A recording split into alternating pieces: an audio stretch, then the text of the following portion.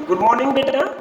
8th class science में हमने chapter number 16 light वाला स्टार्ट किया हुआ है। सबसे पहले हमने इस चैप्टर में पढ़ा था कि लाइट क्या है, तो हमने पाया था कि light is a form of energy. Light energy की एक फॉर्म है। इसके बाद हमने और आगे पढ़ा तो हमने इसके अंदर एक फिनोमिना है रिफ्लेक्शन ऑफ लाइट, उसके बारे में थोड़ा सा स्टडी किया था। रिफ्लेक्शन ऑफ लाइट से हमने पता किया था कि जब लाइट किसी सरफेस से टकरा करके वापस आती है तो उस फिनोमेना को हम बोलते हैं रिफ्लेक्शन ऑफ लाइट। ठीक है, और हमने इसकी डेफिनेशन क्या दी थी? The phenomena of bouncing back of light रे फ्रॉम एनी सरफेस। ठीक है, किसी सरफेस से लाइट टकरा के वापस आ जाती है, उसको हम रिफ्लेक्शन ऑफ लाइट बोलेंगे। फिर हमने इसका डायग्राम की मदद से ये सीखा था कि आने वाली रे को हम इंसिडेंट रे बोलते हैं, टकरा के वापस जाने वाली रे को रिफ्लेक्टेड रे बोलते हैं। जो प्लेन पॉलिश सरफेस होता है वो हाईली पॉलिश्ड है तो उसको मिरर भी बोल देते हैं हम। ठीक है, और फिर जो रिफ्लेक्टिंग सरफेस जो होता है जिसको हम मिरर बोलते हैं, उसके ऊपर एक ऐसा पॉइंट होता है जिस पे आके लाइट टकराती है, उसको हम पॉइंट ऑफ रिफ्लेक्शन बोलते हैं। और पॉइंट ऑफ रिफ्लेक्शन पे अगर 90 डिग्री ड्रॉ करें तो वो हमारा नॉर्मल भी बन जाता है। ठीक है, इसके बाद हमने पढ़ा था कि नॉर्मल के साथ जो आने वाली रे एंगल बनाएगी उसको इंसिडेंट एंगल बोलेंगे, जाने वाली रे जो बनाएगी उसको एंगल ऑफ रिफ्लेक्शन बोल देंगे। ठीक है, रिफ्लेक्टेड एंगल बोल देंगे। फिर हमने लॉ पढ़े थे रिफ्लेक्शन के कि क्या क्या रूल है या क्या क्या नियम है जिनको रिफ्लेक्शन फॉलो करेगा। तो सबसे पहला रूल ये था बेटा कि angle of incidence is always equal to angle of reflection. जिस एंगल से इंसिडेंट रे आई है टकराने के बाद उसी एंगल से उसको वापस जाना पड़ेगा।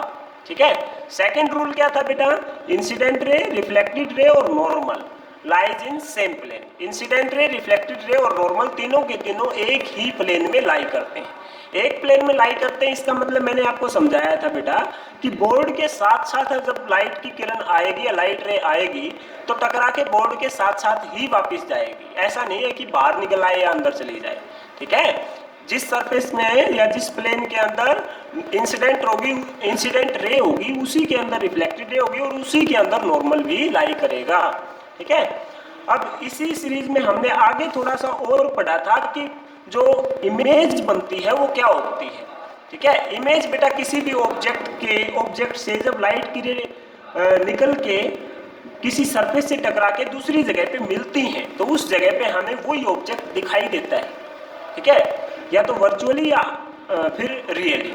ठीक है, तो हम ये कहेंगे इमेज को हम ऐसे डिफाइन करेंगे या फिर इमेज कहाँ बनती है हम उस पॉइंट को डिफाइन करेंगे कि जिस पॉइंट पे रिफ्लेक्टेड रे मिलती है या तो वास्तव में या फिर मिलती हुई लगती है, उस पॉइंट पे किसी ऑब्जेक्ट की इमेज बनती है। या फिर दूसरे शब्दों में हम कहेंगे कि उस पॉइंट पे वो ऑब्जेक्ट जो होता है वो दिखाई देता है हमें। ठीक है, जैसे हम मिरर के अंदर दिखाई देते हैं ना खुद को, वैसे ही अब मिरर के अंदर हम क्यों दिखाई देते हैं? क्योंकि वो हमारी इमेज है। और वो इमेज कैसे बनी है? क्योंकि जो रिफ्लेक्शन के बाद मिरर जो होता है उससे रिफ्लेक्शन होता है, रिफ्लेक्शन के बाद जो रे है वो हमें वहां पे मिलती हुई दिखाई देती है। तो इसके पीछे हमने ये भी पढ़ा था कि जो प्लेन मिरर है वो इमेज कैसे बनाता है। ठीक है, प्लेन मिरर ही आपके सिलेबस में है। इसके अलावा हमने कर्व मिरर भी पढ़ा है, लेकिन वो 7th क्लास में आप पढ़ के आए और फिर 10th में दोबारा आ जाएगा। ठीक है, तो प्लेन मिरर की जो इमेज फॉर्मेशन है वो आपको अच्छे से पढ़नी भी दिख रही है और वो आपके सिलेबस में भी है।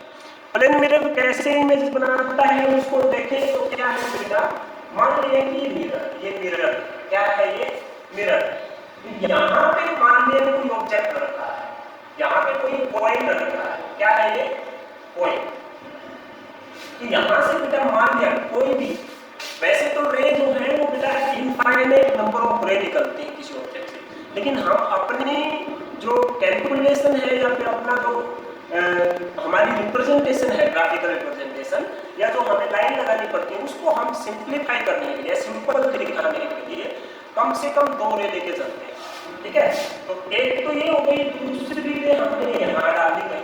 ठीक है, दूसरी रे हमने क्या कर लिया? यहाँ डाल दिया।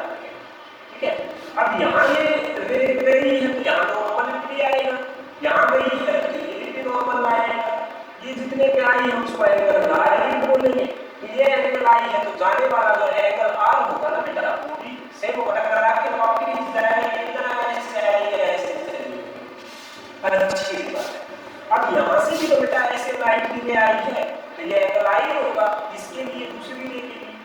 ये नॉर्मल के साथ आई से आई है, आई एंगल से आई है, तो इसी से वापस भी जाएगी, तो ये आर भी हो जाएंगे। ठीक है, तो ये इस तरफ तो बेटा मेरे को कहीं भी मिलती हुई दिखाई नहीं दे रही है, इस तरफ आ रही है ना, तो इस तरफ तो ये दूर दूर होती जाएगी, तो ये मिलेगी कहाँ नहीं मिलेगी बेटा यहाँ। ठीक है, तो ये एक्चुअल में नहीं मीट कर रही, एक्चुअल में ये नहीं मिल रही। ठीक है, हम यहाँ से देखते हैं, जब कोई भी ऑब्जर्वर होता है वो यहाँ से देखेगा तो उसको क्या दिखाई देगा कि ये कॉइन है ये यहाँ रखा हुआ है, कहाँ रखा हुआ है, यहाँ। क्योंकि मैंने बताया था ना, या तो वास्तव में मिलती है रे, या फिर देखो रे तो इस तरफ गई लेकिन इस तरफ हमको मिलती हुई दिखाई देती है। ठीक है, तो जहाँ पे एक्चुअल में नहीं मिलती और मिलती हुई दिखाई देती है, उस कंडीशन को हमने बोला था कि जो इमेज बनी है वो वर्चुअल बनी है। कैसी बनी है? वर्चुअल।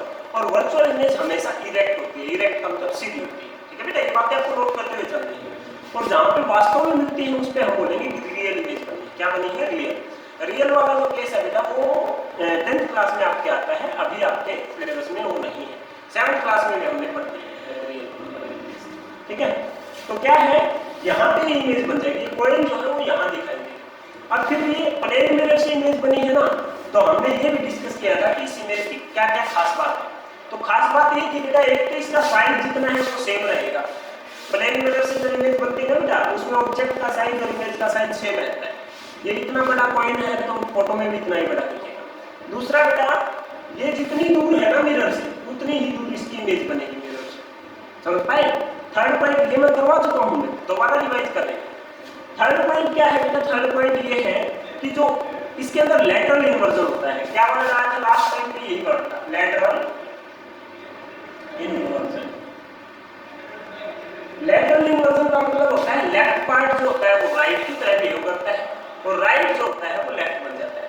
ऑब्जेक्ट का लेफ्ट पार्ट इमेज का राइट पार्ट बन जाता है और ऑब्जेक्ट का राइट पार्ट इमेज का लेफ्ट पार्ट बन जाता है। इसको बोलते हैं लैटरल इन्वर्जन। समझ में आ गया ना बेटा? अब इसको लिखते हैं। अब ये समझ में आया या नहीं आया, इसको देखने के लिए आप मिरर के सामने खड़े हो। आपके घर में जो मिरर है उसके सामने खड़े हो, आप अपना दायां हाथ हिलाना, फिर जो सामने मिरर में आपकी जो इमेज बनी है उसके अंदर देखेंगे आप बायां हाथ हिल रहा है उसका। ठीक है, इसको बोलते हैं लैटरल इन्वर्जन। अब इसको डिफाइन कैसे करेंगे? लैटरल इन्वर्जन क्या होता है? It is phenomena in which right part of object becomes left part of image and left part of object becomes right part of image by, या फिर ऐसे बोलेंगे when image is formed by plane mirror। जब plane mirror से image बनती है तब ऐसा होता है।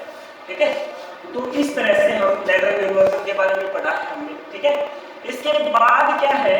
इसके बाद हम जो आज स्टडी करने वाले हैं वो रेगुलर और इरेगुलर रिफ्लेक्शन पढ़ेंगे। रेगुलर और इरेगुलर रिफ्लेक्शन बेटा वैसे हम कर चुके हैं, उनके बीच में डिफरेंस भी कर चुके हैं।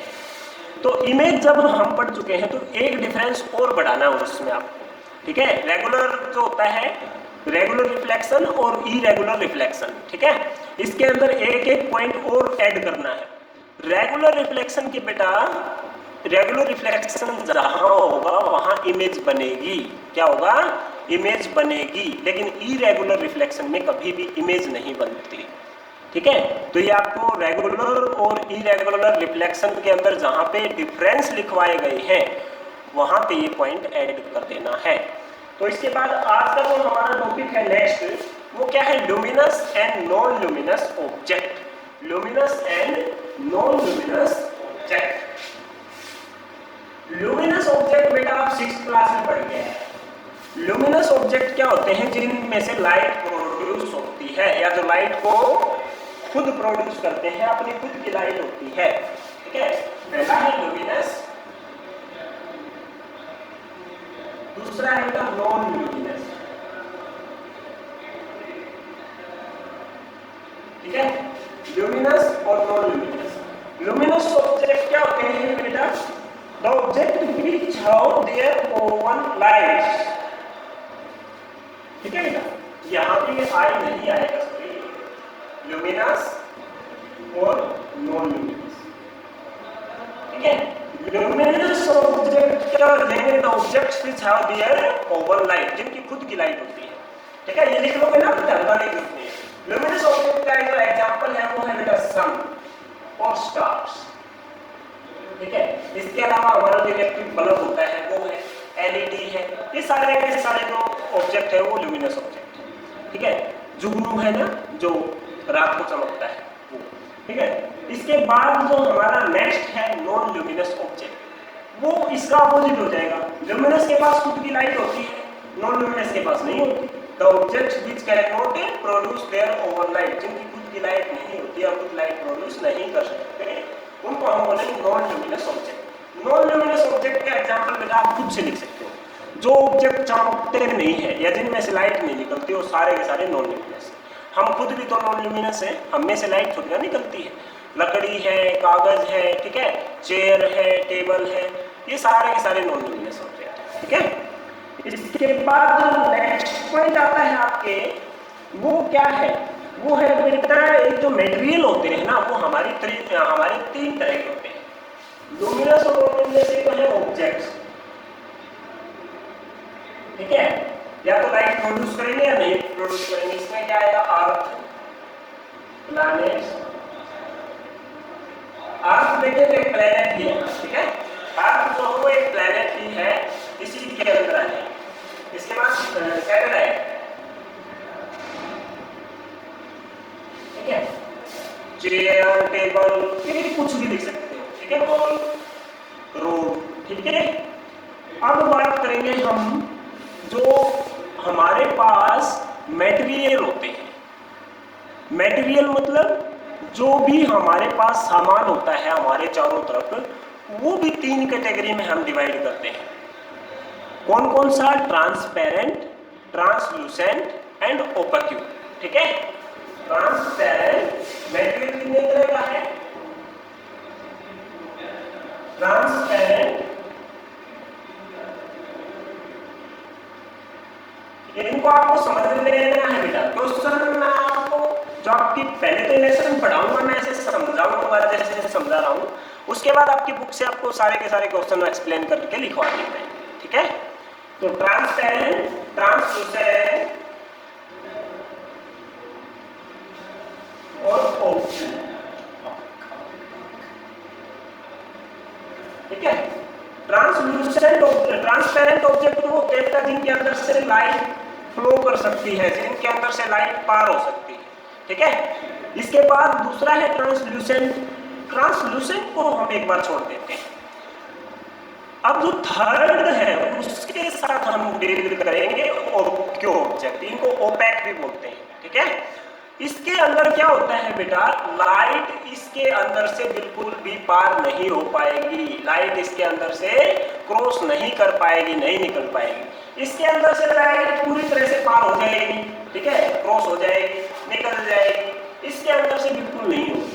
तो इन दोनों के बीच में जो बच गया ना, जिसमें से आधी अधूरी लाइट पास होगी, ठीक है, जिसमें से लाइट आधी अधूरी पास होती है, उसको बोलते हैं ट्रांसलूसेंट।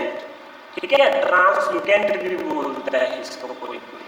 ठीक है, तो ट्रांसपेरेंट का मतलब क्या है, the objects which allow light to passes through them, वो ऑब्जेक्ट जो अपने में से लाइट को पास होना अलाउ करते हैं, उसको जाने देते हैं, उसको क्या बोलते हैं, ट्रांसपेरेंट ऑब्जेक्ट। ठीक है, ट्रांसपेरेंट मटेरियल।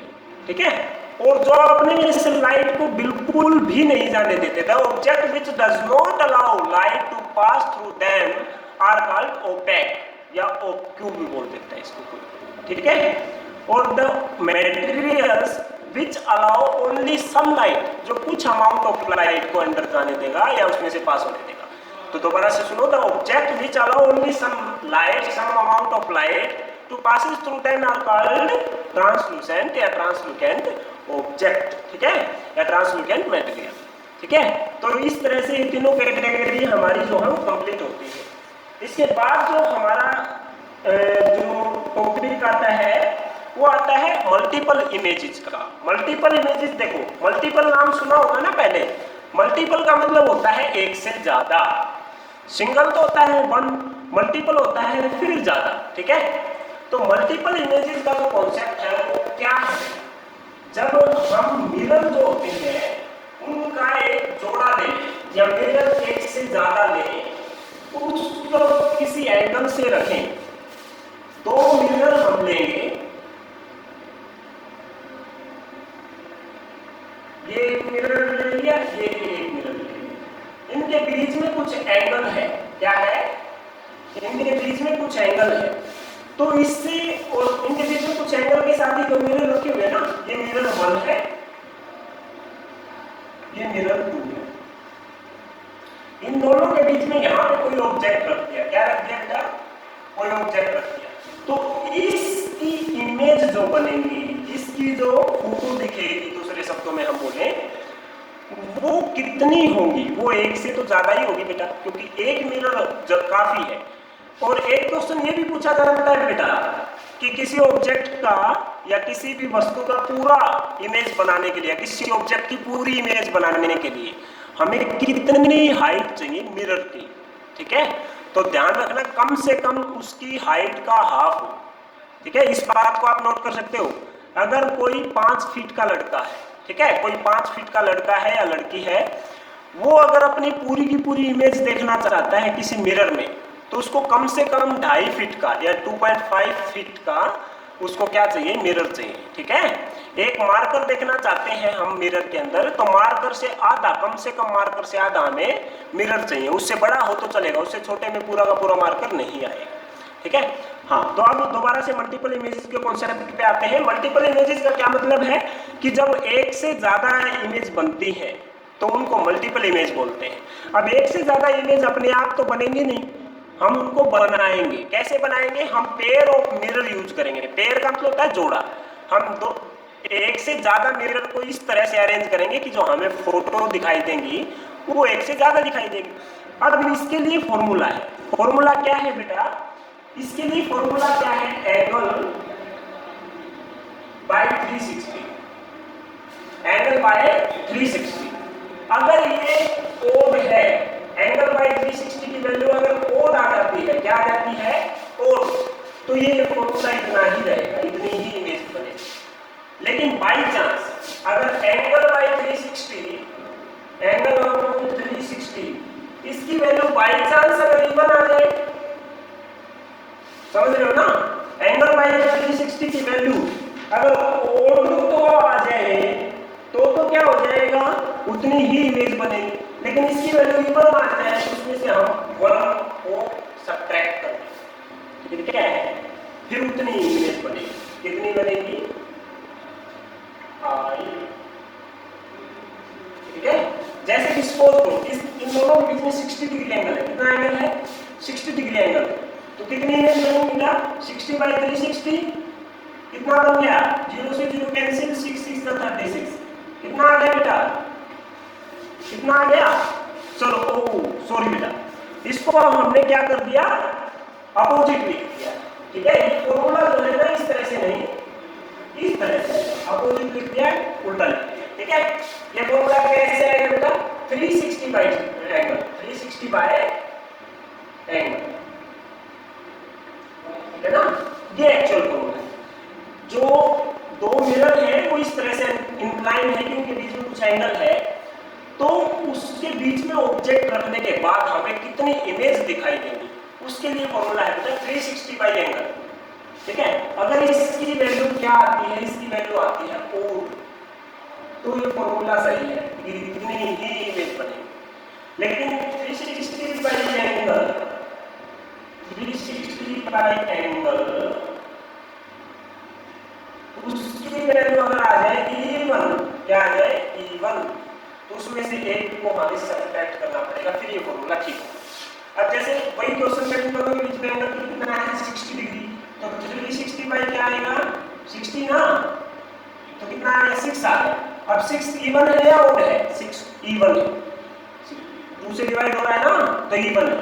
तो हमें क्या करना पड़ेगा, फिर -1 वाला फॉर्मूला लगाना पड़ेगा, इसके साथ जाएगा, क्या आएगा, 6 - 1, 5 इमेज बनेगी, 5 इमेज कंप्लीटली बन सकती है, ठीक है। तो इस तरीके से आप 10 या 5 क्वेश्चन जो है वो निकाल के रखना।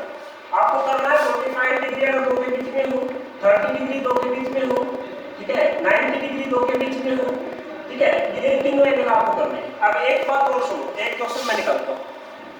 अगर इन दोनों के बीच में एंगल 0 डिग्री हो, इन दोनों के बीच में एंगल क्या हो, एक मिरर ऐसे, एक मिरर ऐसे, तो दोनों के बीच में एंगल कितना हो गया? 0 डिग्री हो गया, ठीक है ना? ध्यान रखना 0 डिग्री की, देखो ये लाइन है, ये दूसरी लाइन, इसके साथ इंक्लाइंड है, तो इसके बीच वाली जगह को हम एंगल बोलते। अगर ये ऐसे ही हो जाए तो इन दोनों के बीच में एंगल थोड़ी ना होगा, फिर तो ये पैरेलल लाइन हो जाएंगे, ठीक है? तो एंगल कितना हो जाएगा इसमें? 0 डिग्री हो जाएगा इस केस में। तो 0 डिग्री एंगल हो, उसके बीच में कोई ऑब्जेक्ट रखा हो, क्या रखा हो? ऑब्जेक्ट इसके बीच में कोई रखा हो, उस केस में कितनी इमेज बनेगी? तो हमारे पास फॉर्मूला क्या है? 360 बाय एंगल ना, तो 360 बाय 360 बाय क्या एंगल लगाओ? 360 बाय एंगल क्या है जी? तो समथिंग अपॉन 0, समथिंग अपॉन 0 क्या होता है? इंफिनिटी होता है। कितना होता है? इंफिनिटी। और इंफिनिटी मतलब बहुत सारी इमेज बनती है। तो ये वाला आपने इंटरेस्टिंग है, ये आप घर पे भी करना है। आपको 2 मिरर लेने हैं, 2 मिरर रखने हैं, उन दोनों के बीच में एक मोमबत्ती जलाओ। ध्यान में रखना, दोनों मिरर से मोमबत्ती की डिस्टेंस अपने लेवल पे तुम ठीक ठाक रखना, एक जैसी रखना। 2 मिरर लेना, बीच में मोमबत्ती जलाना, देखना बेटा कितनी इमेज बन पाएंगे, उनको काउंट करके देखना कितनी पूरी इमेज से बन पाएंगे, उनको काउंट करना। तो आप पाएंगे कि बहुत सारी बनेंगी। कई जगह मंदिर में ऐसा होता है बेटा, मंदिर में क्या है कि दोनों तरफ मिरर लगे होते, हम बीच में खड़े होते हैं, उस तरफ देखते हैं, उस तरफ देखते हैं, बहुत सारी छोटी छोटी दूर तक की इमेज दिखाई देती है, ठीक है? तो ये वाला एक्सपेरिमेंट आपको करना है, बीच में मोमबत्ती जलानी है, कैंडल जलानी है, और दोनों तरफ इसके मिरर रखने हैं सेम साइज के, ठीक है? तो आप इमेज काउंट करने की कोशिश करना है, इसकी कर पाओगे, ठीक है? जवाब मेरे पास भेजना आपको। और आज के लिए इतना ही, आगे कल करेंगे।